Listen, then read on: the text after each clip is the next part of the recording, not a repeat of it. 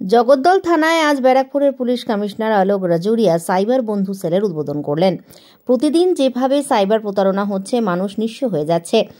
গত 8 মাসে ব্যারাকপুর পুলিশ কমিশনারের এলাকায় 26 কোটি টাকা প্রতারণা হয়েছে, এমন অভিযোগ জমা পড়েছে। সেই প্রতারণার তদন্তে নামে ব্যারাকপুর পুলিশ কমিশনারেটের গোয়েন্দা বিভাগ।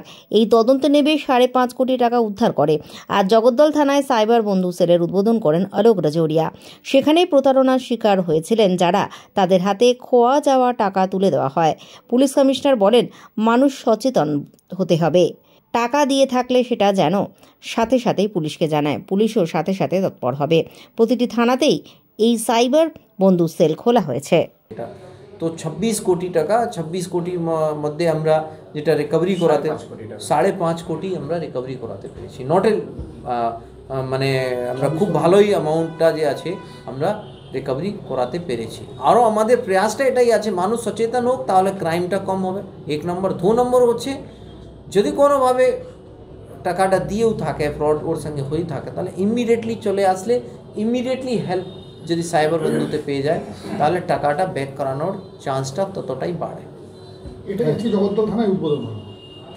এটা তো আমরা প্রত্যেক আপনি থানায় যাবেন, থানায় ঢোকার মুখেই আপনি দেখবেন বেশিরভাগে या ডিউটি অফিসারে যে ডেস্ক আছে তার সাইডে প্রত্যেক থানাতে আমাদের সাইবার বন্ধু আছে।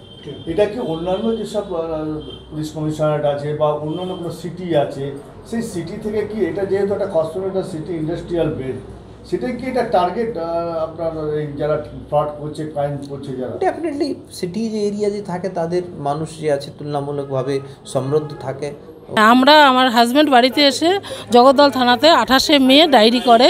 শামীম স্যারের তত্ত্বাবধানে আমি টাকাটা ফেরত পাই। পুরো টাকাটাই আমি ফেরত পেয়েছি। আমি টাকাটা পেয়ে খুব খুশি। ফোনপের মাধ্যমে আর এরকম ট্রানজ্যাকশন করবে কোনোদিন কখনো? সেটা এখন তো সতর্ক থাকতে হবে। কি বার্তা দেবেন মানুষদের কাছে যেন প্রলোভনে পা না দেয়? কোনো প্রলোভনে পা দেবে না, প্লাস নিজেকে সতর্ক থাকতে হবে। সতর্ক থাকাটা অবশ্যই জরুরি। যেভাবে মানুষ সব কিছু সাবধান তো করছে, আর জগদ্দল থানা থেকে বারবার করেই এরাও বলছে, ব্যারাকপুরের থেকে বলছে বারবার করে সাবধান হতে। নিজের জন্য নিজেকে সাবধানতাটা বজায় রাখতে হবে। অনলাইনে কোনো কিছু করার অনলাইন এখন যুগটাই তো অনলাইন করতেই হবে, তবে সেটা সতর্ক হয়ে। তবে টাকা পয়সার ব্যাপারটা যতটা কম হয় ততটাই ভালো আমি মনে করি। আপনি কত টাকা চেক পেয়েছেন? আমি 1,45,000। এটা খোয়া গেছিল সেটাই? হ্যাঁ, সেটাই পেয়েছি, স্যারের তত্ত্বাবধানেই পেয়েছি। সাইবার তো ক্রাইম বেড়ে গেছে, দিন দিন সাইবার ক্রাইম বেড়ে গেছে, মানুষ ঠকে যাচ্ছে। আর ক্লিক করা যাবে না। কোনো অচেনা নম্বর या কোনো সার্ভিস নিজেকে বলে কি আমি ইলেকট্রিসিটি ডিপার্টমেন্ট থেকে বলছি, আমি অমুক ব্যাংক থেকে বলছি, या আমি অমুক ওখান থেকে বলছি, যদি কোনোভাবে এটা হয় তাহলে ওকে কোনোই ইনফরমেশন শেয়ার করা যাবে না। তৃতীয় জিনিস, যে অযথা লোভ যে আছে, অযথা লোভ মানে অনেক অ্যাপ্লিকেশন দেখে নেয়, এটা ইনভেস্টমেন্ট অ্যাপ্লিকেশন আছে, ওখানে এই টাকাটা আমার বন্ধুটা 5,000 টাকা ইনভেস্ট করেছিল, 2 মাস মধ্যে 7,000 টাকা হয়ে গেছে, 10,000 টাকা হয়ে গেছে, এইরকম। এই লোভে কোনোভাবে না পড়ে সেই অ্যাপ্লিকেশন মানে ইনভেস্টমেন্ট অ্যাপ্লিকেশন তার ভালোভাবে যাচাই না করার আগে কোনোভাবে টাকাটা ইনভেস্ট করবেন না।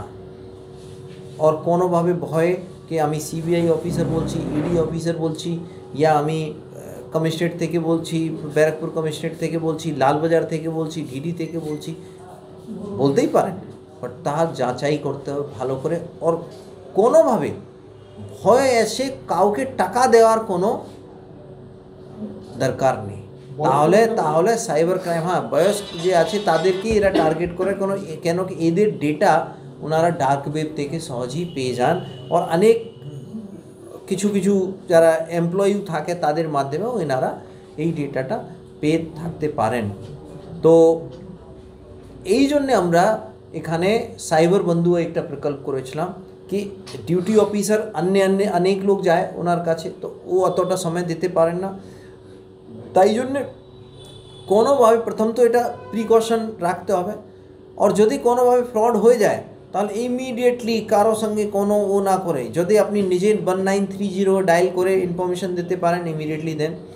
না হলে থানায় এখানে সাইবার বন্ধু আছে আমরা করে রেখেছি, তাই জন্যে এরা ওয়েল ট্রেন্ড, ইমিডিয়েটলি আপনার কমপ্লেনটা লজ করবে। তাহলে যদি ইমিডিয়েটলি আপনার কমপ্লেনটা লজ হয় তাহলে মেন জিনিসটা হবে, যে মানুষের স্বার্থে জিনিসটা হচ্ছে কি তাদের টাকাটা আমরা ফেরত করাতে পারবো সহজে। হেল্পলাইন নাম্বার আছে 1930